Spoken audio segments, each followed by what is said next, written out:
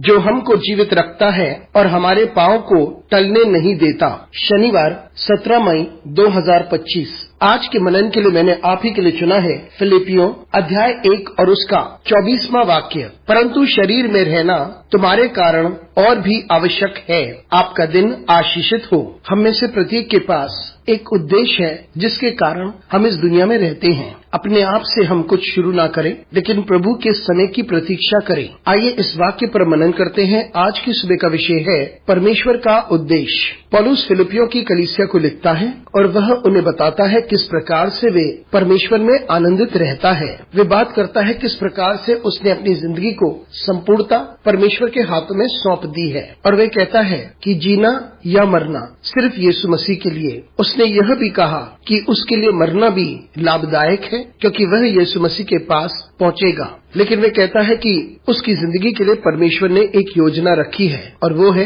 कि मैं तुम्हारे पास पहुंचूं और आपको उत्साहित करूं, आपकी सहायता करूं, ताकि आप परमेश्वर के वचन को समझ सको और उसमें बढ़ सको। इसलिए पौलुस अपने मन में बहुत स्पष्ट था कि परमेश्वर का उद्देश्य उसकी जिंदगी के लिए क्या है। मित्रों, आज की जिंदगी में हम में से बहुत से होंगे जो विभिन्न प्रकार की परिस्थितियां और तनाव से होकर गुजर रहे होंगे। बहुतों को लगता होगा कि उनकी जिंदगी का कोई मूल्य नहीं है, क्योंकि उन्होंने हार का सामना किया है, वे उदास रह चुके हैं और इस दुनिया की बहुत सारी चीजों ने उन्हें तनाव दिया है। तो बहुत सारे हैं जो इस जिंदगी में इस दुनिया को छोड़ना चाहते हैं, और बहुत सारे परमेश्वर के दास भी एलिया के समान हैं, जिसने कहा था मैं जीना नहीं चाहता, मैं तो मरना चाहता हूँ। लेकिन परमेश्वर हम में से प्रत्येक के लिए एक उद्देश्य रखता है और हम वही करें जो परमेश्वर चाहता है कि हम करें। हमारी जिंदगी में परिस्थितियां दर्दपूर्ण हो सकती हैं, हम उदासी में से होकर गुजर रहे होंगे। ऐसे समय में हम अपनी इच्छा को और अपने आप को परमेश्वर के हाथों में सौंपें। परमेश्वर का उद्देश्य हमारी जिंदगी में स्थापित हो जाए।